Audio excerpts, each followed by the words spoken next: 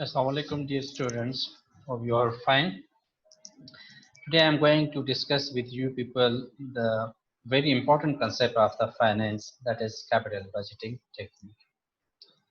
Let me explain what is capital budgeting technique. Whenever firm is going to take the decision to invest in any project for a long term, so before investing in any project, company must evaluate whether such investment is profitable or not. Meaning that obviously company will invest some initial investment on the any projects with the purpose that it will give a positive cash flow in the future. Means that in future the project must give some benefit, some profit to the firm. So how the firm would evaluate whether such project is profitable or not, we employ capital budgeting techniques. Okay. Now, what are the capital budgeting techniques? There are many capital budgeting techniques. I will discuss one by one, but today I will discuss the first and foremost technique of budgeting technique, that is payback period.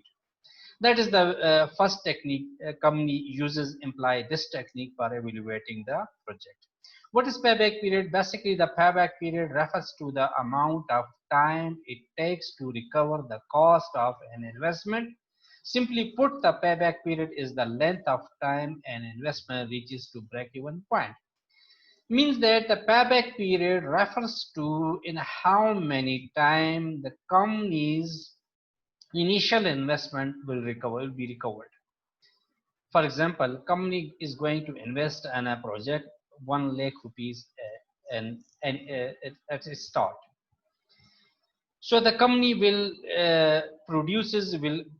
cash flow, and this initial investment will be recovered after 2 years. It means the payback period of the firm is 2 years. Now, the formula of the payback period is very simple. Formula is payback period is equal to initial investment divided by net cash flow per period, right? The initial we will divide the initial investment by the net cash flow per period. Through this formula, we will calculate the payback period. I'm going to discuss in this payback period how we will calculate the payback period. Here is a data for a proposed project. Suppose we are going to read it.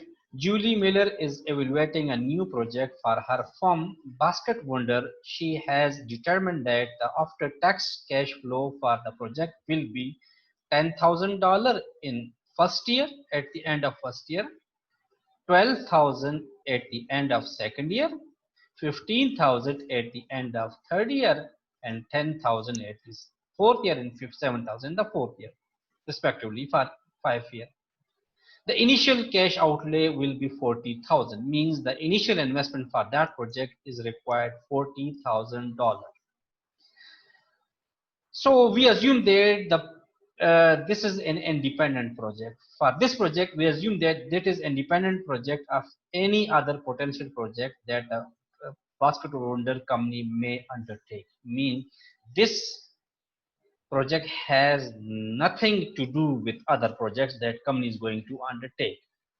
And dependent projects whose acceptance or rejection does not prevent the acceptance of other project or rejection of other project that is under consideration of the same. So we assume that this project is an independent project. It is mutually exclusive project. The acceptance or rejection of this project has nothing to do with the acceptance or rejection of another projects of the same firm, right? So I will place whole cash flows in timeline. Here is zero time, means that today is the starting point.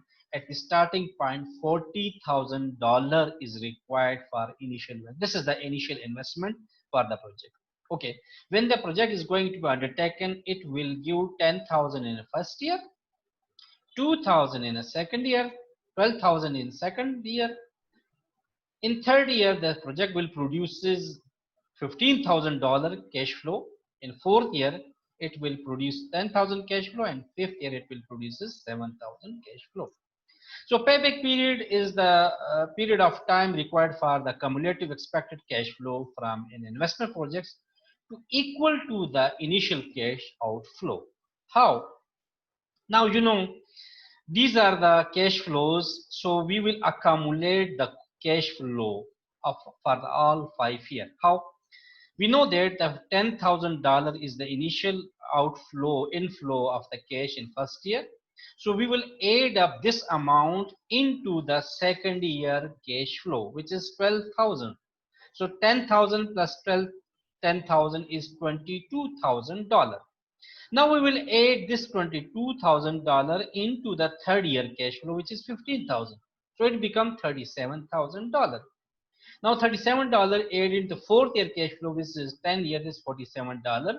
$47,000 plus fifth year cash flow, which is 7,000, is $54,000. So all these are the cumulative cash flow, right? So we are going to calculate the payback period. The formula for the payback period is A plus B minus C divided by D. What is A? A is the cumulative cash flow lower or equal to the cumulative cash flow. Since we know that initial investment is 40,000, in third year our cumulative cash flow approaches to the $40,000. If we go ahead from the third year, it is 47,000, which is greater than the initial investment. So we will take the amount which is lower than 40,000. The lower than is the $37,000. So where it comes at year 3. So our A become is 3 because this cumulative cash flow approaches to nearest to 40,000 or lower than 40,000 rupees. Okay, what is B? B is called the initial investment for the project, and we know that the initial investment is $40,000.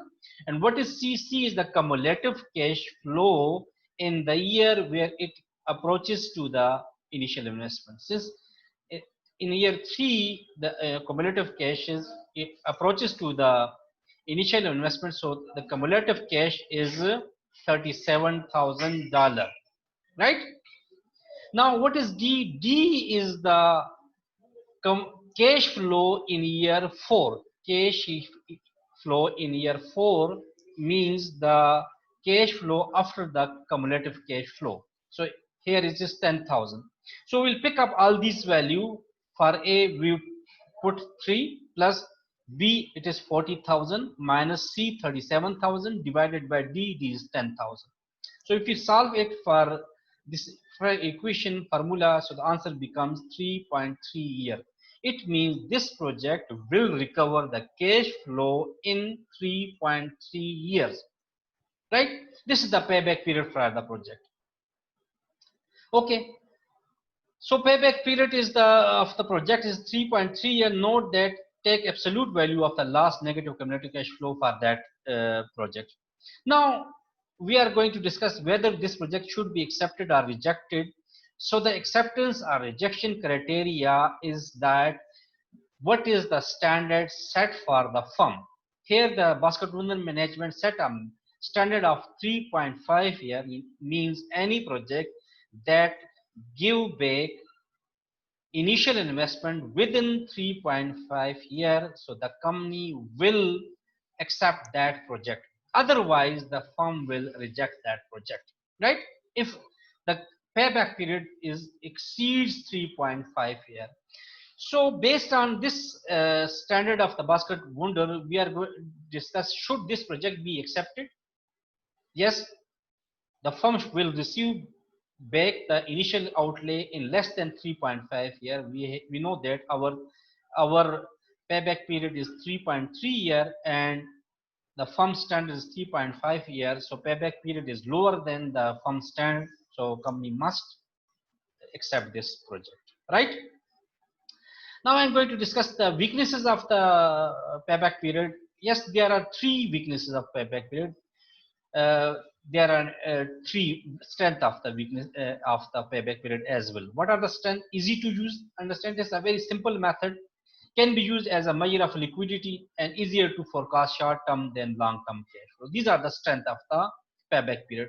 But there are a few drawbacks of the payback period. What are these drawbacks? Does not account time value of money. You know that for any financial decision, time value of money is a very important criteria for any financial decision. Since payback period does not consider time value of money, we suppose it is a very weak technique. The second one, it does not consider cash flow behind the payback period. What happens after the payback period? Payback period doesn't look after that point. So this is the major drawback of the fine. Cutoff period is subjective. What is the cutoff point for a firm? For few firm take cutoff point 4 year, few firm take cutoff point 2 year. So the cutoff point is subjective rather than objective. So these are the few weaknesses of the payback period. However, still this technique is simple one. So many firm uses this type of technique for evaluating their capacity return. I hope the video is clear now to you people. uh, you can watch my such video on my YouTube channel. Please subscribe my channel so that my future video can reach to you. Thank you. God bless you. Thank you. Allah Hafiz.